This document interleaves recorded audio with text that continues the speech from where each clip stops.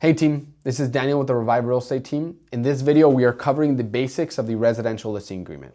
We are not diving into the commercial listings yet. That'll be another episode. Today is all about the standard residential real estate listing agreement, form TXR 1101. Before we even touch the agreement, make sure you have the required disclosures. Wire fraud warning, this protects our clients and us from wire fraud scams. IBS, information about brokerage services, this explains who we represent and how. A note on the IBS, if you're on my team, remember I'm the supervising agent, so I need to be listed appropriately on your documents. So let's hop into the agreement. I've already sent the client the wire fraud on the IBS. I'm just gonna walk you through the listing agreement. So, hopping in, section 1 is the parties to the agreement. The brokerage is always a party to the agreement. It is not the agent. So it's always gonna be T&T Real Estate. It's not our information as the agent. They're listing with the entire brokerage as a whole. We have our address and our information. That's always gonna stay the same. And we have the sellers and the parties to the contract that are selling the property. This is where we're gonna get the information directly off of what is on the county. Now, section 2, property information, the property we're selling. Now, the address really does not matter here. What we're selling is we're selling the legal description here in Texas. So what I've done is I've pulled that from the CAD, and this property, in fact, showing the lack of importance of an address, does not have an address since it's just an empty tract of land. So this listing agreement is used for land and for houses as long as it's residential. Now, over here we have improvements, exclusions. The following improvements and accessories will be retained by seller and must be removed prior to delivery of possession. One of the most common examples we have here is if there is something that is physically attached to the property and they are going to take it with them, like for example, a chandelier in the kitchen, that needs to be written in as an exclusion from the agreement. Otherwise, when they sell the property, it is going with them. So you need to make sure that when you're sitting down at the kitchen table for the listing agreement, you need to ask them, is there anything that is physically attached to the property that you would like to take with you? That's what we write into the original listing agreement. So, owners association. This property is or is not subject to mandatory membership in a property owners association. This is where oftentimes very obvious, or we can ask our clients for confirmation if it's in a homeowners association. Listing price, one of the most basic things. Whatever the client wants to list at, that's the price we put in there. The listing begins on and ends on. Be very, very, very careful with your dates. I have made mistakes in the past where I have mixed up my dates and I haven't gotten paid on deals in the past. So our listing date needs to begin in the future. It can't be starting in the past, and it needs to work all the way through past our original start date. Give yourself a reasonable amount of time. Typically what I will see is somewhere between 6 months to a year, depending if it's a property that's taking a little bit longer to sell. Now, this is where we hop into the most interesting section, most important for a lot of agents, the commission. We have broken down here into 2 sections, Section A and Section B. You are only allowed to fill out one section. You cannot fill out both sections. That's a common issue I see with both realtors. What we do is here is we typically will check off box A, which will do box A, section 1, which includes the amount when earned and payable, seller will pay broker. Now, keep in mind, this is only when the property has sold. They will pay us 4.5% of the sales price. If they've agreed to a flat fee, we can insert the flat fee there. Now, on section 2 here of box A, we have to designate how much we're going to pay another agent. Now, that has to be disclosed to the client. In this scenario, I was earning 4.5 and I'm paying out 2%. So, what I'm instituting on this deal as well is what's called a variable commission. A variable commission means that if I don't have to pay another realtor, I'm giving them a discount if there's no buyer's agent involved. So the way I do that is I cross off this line here that says retain amount specified in 5A1 and I remove it to now 3.5. So now what's effectively happening is my client's paying me 4.5% commission to sell their home.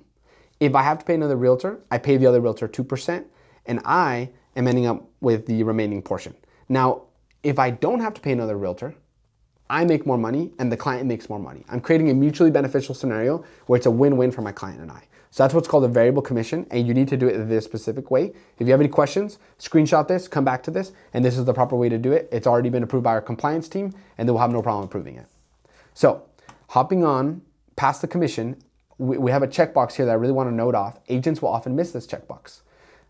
Seller does or does not authorize broker to disclose to other brokers that they're willing to contribute towards expenses or commission.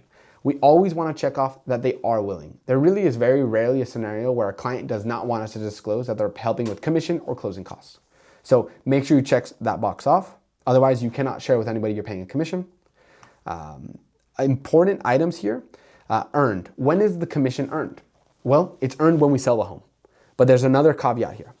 Whenever we have a buyer that wants to, this scenario, the property is $225. If we list a property for $225 and we have a buyer that wants to buy for $225 and our client changes their mind, we've made an agreement and we have complied with our side of the agreement. Bring a buyer for $225, and if they decide that they don't want to sell, we are still entitled to that commission because we did our side of the agreement. So you need to explain to your clients, they are entitled to pay you the commission when you bring a willing and able buyer that is willing to buy the property. If the deal does not close because they don't want to sell the property anymore, they would still be entitled to the compensation. So moving on to the next section here, other fees and reimbursable expenses. If you're charging a marketing fee, if they terminate or they don't sell the property, you are allowed to charge them $400 as reimburse yourself for marketing expenses. In this scenario, I'm putting 0. Typically a more complex thing. So for right now, I encourage you guys to just leave that blank. Now, protection period, section F here.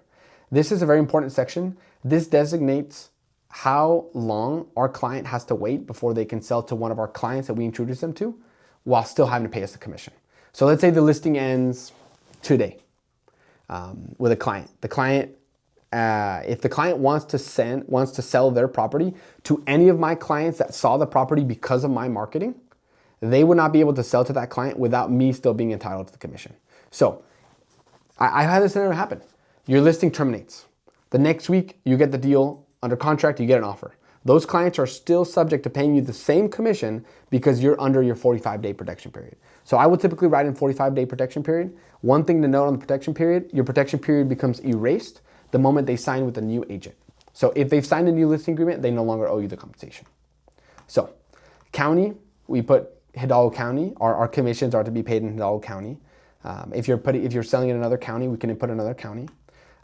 Now, section 6, listing services. This is one of the ones that gets agents very, very often. Filing, seller instructs broker as follows. I will typically check box 1. Broker will file this listing with one or more multiple listing services according to the following. Check only one box. Box A is if we're going to file the listing within 5 days. So let's do the math here. If I'm still having my listing agreement starting on the 25th, and I put that I've got 5 days to upload the listing, for me to honor my listing agreement and for it to be valid, I have to post our listing on the MLS by day 30. If I post that listing on day 31, they no longer have to pay me the commission because I haven't honored my end of the agreement. They don't have any legal obligation to do so as well.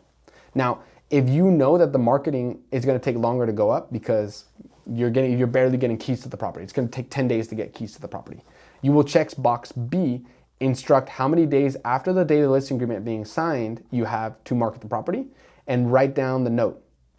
I am waiting for key to the property to be accessed. And you write that in there to make sure that your commission is still protected. So we want to keep going. This is if they don't want to post it on the MLS. I've never had to check that box. Most clients do want to post it on the MLS. We want to keep going. Scheduling companies, section 7. This is scheduling companies that are allowed to interact with our clients. We need their consent. This is where we put showing time. Showing time is the software that we personally use to schedule. Make sure that you're putting that in there so our clients know showing time will be reaching out to them to schedule showings. Key box authorization. We want authorization to be able to place a key box on the property. In this scenario, it's land, so we left it blank, but we do want authorization. So we'll check box is. Keep in mind, you don't just need the owner's permission. If the property is rented to a tenant, you also need a separate form, TXR 1411, which is going to give you permission from the tenant to place a key box on the property. So very important note, a lot of seasoned agents miss that section. Now we go to section 9, intermediary. Broker may show the property to interested prospective buyers who broker represents. This basically means that we can work with buyer's agents that are also a part of TNT Real Estate. What I explain to clients is, hey, we're a 100-person brokerage. When you're watching this, we may be 125. That is a significant portion of the real estate market. I want your permission to be able to work with those people to do a deal together. Now, we explain to them, we will let you know we're working with somebody from our company. What I tell them is, hey, we office together, but my fiduciary and my loyalty still lies to you. So most clients will not have an issue with it as long as you explain it well. That's going to be box A that we want to check. Very rarely will we check box B. Now going on to the next section, very important section, box C. of Section 11. This is the authority that our clients are giving us to market the property towards different types of financing. The most common is cash, conventional, VA, FHA, and owner financing. This is very, very important, where I always try and get the permission to market the property owner finance, because it just opens up a potential to sell the property in a lot of different ways. But this is where you specifically want to look at the property. If it will go conventional and VA and FHA, you can include those. But if the property is in such terrible condition that it won't qualify for those types of financing, you can just do cash. So talk to your clients, figure out what kind of buyers they want to market to, and then that's where we get the permission there in writing.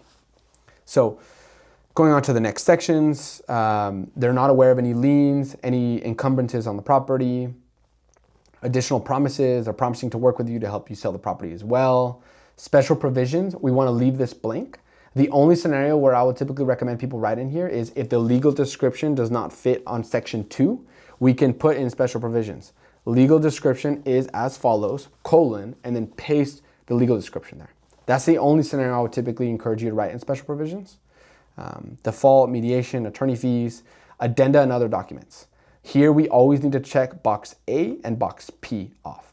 Very rarely will we request other documentation. That other documentation is usually added after the fact. We now go to continue to the next section. We have another box here that gets missed very often because it's bolded and it's at the bottom. Section 21, letter H. We have to disclose whether a person is a foreign or a non-foreign person. The reason we have to disclose that is our clients need to be informed that if they're foreign individuals, they are going to be subject to withholding tax, which we'll talk about in a later episode. But you just need to get their information from the client, figure out if they are a American resident or if they're not American resident. So very important that we check that box. And now we go to the final section, the signatures. You got the client information, client signatures, client date. We have our brokerage information. At the bottom line, we're going to place ourselves as the broker's associate. We're going to place our license number and our signature. The moment it's signed by all parties, we now have a valid listing agreement. So that's the residential listing agreement in a nutshell. Start with the disclosures, walk through TXR 1101 step by step. And if you need further changes, then you're going to use Texas Form TXR 1404 Amendment to the Listing Agreement. Let me know if you guys have any questions. Come back to this video if you feel like you need a little bit more clarity, and don't hesitate to reach out. Appreciate you.